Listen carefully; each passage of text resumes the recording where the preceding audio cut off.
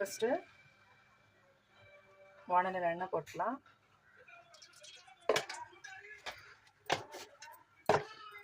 எண்ணெய் ஆயிட்டு மேலே ரிச்சான ஃபுட்டு, அதனால் கொஞ்சம் பட்டர் போட்டுக்கலாம். 2 க்யூப்ஸு.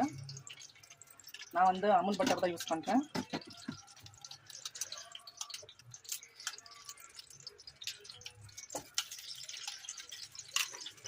ஒரு பக்கம் வந்து பாலக்கு, பச்சை மிளகா, கொஞ்சம் உப்பு போட்டு நல்லா வேக வச்சுன்னு இருக்கிறேன்.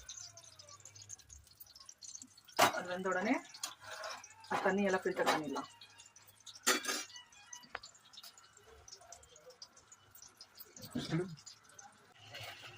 இப்போ இதுக்கு ஒரு 2 பிரிஞ்சி இலை போடலாம். ஜாஸ்தி ஸ்பைசஸ் போடக்கூடாது.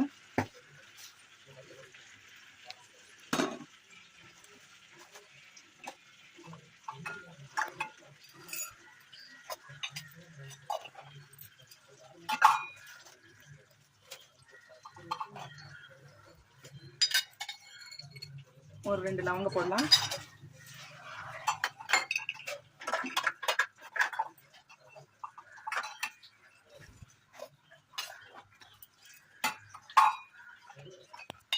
ஒரே ஒரு துண்டு பட்டை போட்டுக்கலாம்.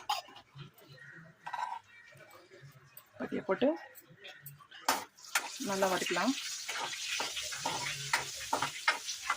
வதக்கி ஆயிட்டு மேலே இது வந்து 2 வெங்காயம், 10 முந்திரி பருப்பு, 5 பாதாம் பருப்பு, இதை போட்டு அரைச்ச பேஸ்ட்டு.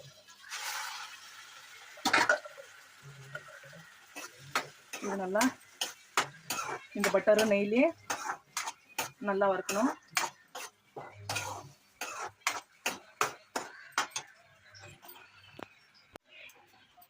இது இன்னும் கொஞ்சம் நல்லா வதக்கலாம். வதக்கி ஆயிட்டு மேலே இது கொஞ்சம்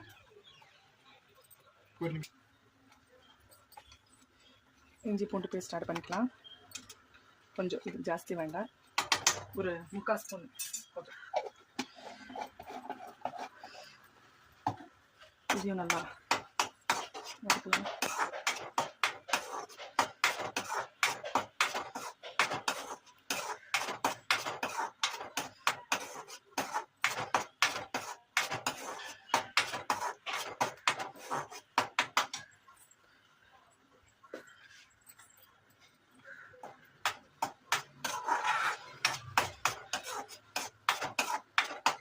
இதெல்லாம் வெளியே வாங்கினா நம்மளுக்கு இவ்வளோ ஃப்ரெஷ்ஷாக இவ்வளோ நீட்டாக கிடைக்காது. வீட்டிலே செஞ்சால் கொஞ்சம் ஹெல்த்தியாகவும் இருக்கும்.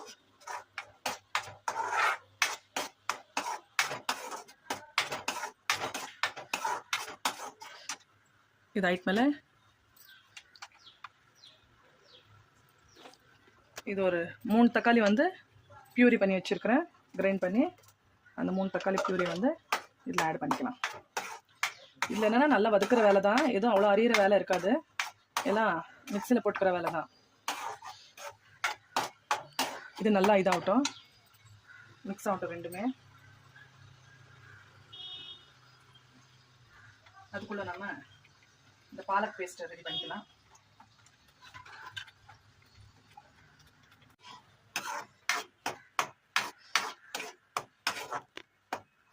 இப்போ இது நல்லா வெந்திருக்கு, ஏன்னா எண்ணெய் எல்லாம் நல்லா பிரிஞ்சு வந்துன்னு இருக்கு.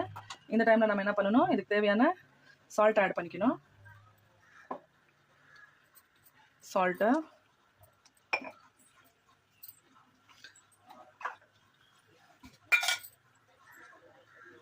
கொஞ்சம் மஞ்சள்தூள்.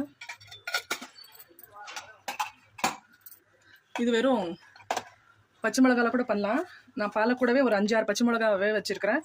பட் வெறும் பச்சை மிளகாலேயே பண்ணால் இப்போ இருக்கிற வெயிலுக்கு ரொம்ப வயிற்று ப்ராப்ளம் எதனா வந்துடும் சொல்லிட்டு கொஞ்சம் இதுக்கு நான் மிளகாத்தூள், இது நான் வீட்டிலேயே ப்ரிப்பேர் பண்ண மிளகாத்தூள், இது அது 1 ஸ்பூன் நான் ஆட் பண்ணிக்கிறேன். தென் இது கூட கொஞ்சம் கரம் மசாலா ஆட் பண்ணிக்கிறேன்.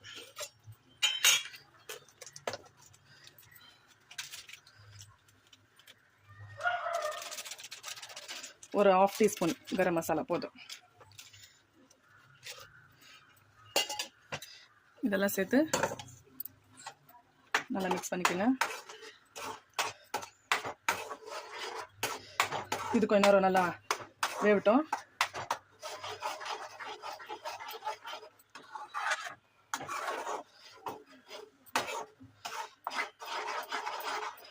ஒரு 5 நிமிஷம். இது பாலக் பன்னீர்ன்றது க்ரீன் கலரில் தான் வரணும். பட் நான் கொஞ்சம் மிளகாத்தூள் வீட்லேயே பண்ணியிருக்கிறதுனால அது கொஞ்சம் கலர் ரெட்டிஷாக இருக்கும். அதனால் கொஞ்சம் கலரு சேஞ்ச் ஆகி தான் வரும். அதனால் ஒன்றும் ப்ராப்ளம் இல்லை. பசங்களுக்கெல்லாம் கொடுக்கணுன்னா வெறும் பச்சை மிளகாலேயே செஞ்சு கொடுத்தா ஆகுறதில்ல. அதனால தான் கொஞ்சம் மிளகாத்தூள் ஆட் பண்ணியிருக்கிறேன். இப்போ இதில் அரைச்சி வச்சுருக்கிற பாலக்கு, பச்சை மிளகா, உப்பு இருக்குது கொஞ்சம், அதனால் அதை ஆட் பண்ணிக்கோங்க.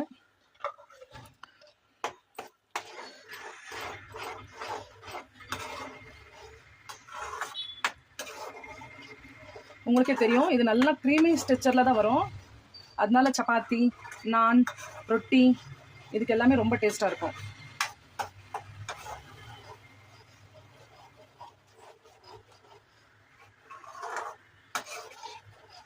இது கொஞ்சம் க்ரீன் மிக்ஸ் ரெட்டிஷாக தான் வரும். இது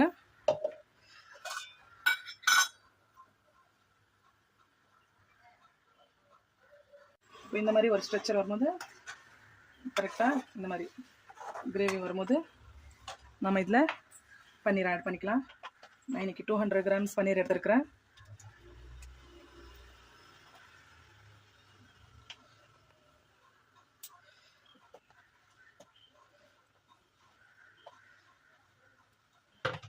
நல்லா ஆட் பண்ணிவிட்டு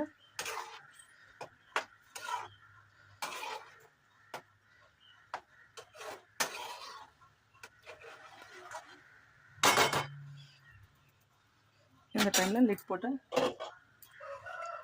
மூடிடுங்க. ஒரு 10 நிமிஷம் நல்லா வேகட்டும். இப்போ இது நல்லா எல்லாமே பிளெண்ட் ஆகிடுச்சு பாருங்கள். நல்லா எண்ணெயெல்லாம் பிரிஞ்சு வந்துருக்கிறது பார்க்கலாம். நீங்கள் பாருங்கள். இப்போ ஒரு வாட்டி கலரி விட்டுட்டு லாஸ்ட்டில் கொஞ்சம் கஸ்தூரி மேத்தி, நல்லா கஸ்தூரி மேத்தி எடுத்து ரெடி பண்ணி எல்லா பக்கமும் தூவி விட்டுட்டா கம்ப்ளீட்டாக. நான் இதுக்கு என் பையனுக்கு பிடிக்கும்னுட்டு கொஞ்சம் சீஸ் ஆட் பண்ணிக்கிறேன். வேணுன்றவங்க சீஸ் ஆட் பண்ணிக்கலாம், இல்லைனாலும் பரவாயில்ல.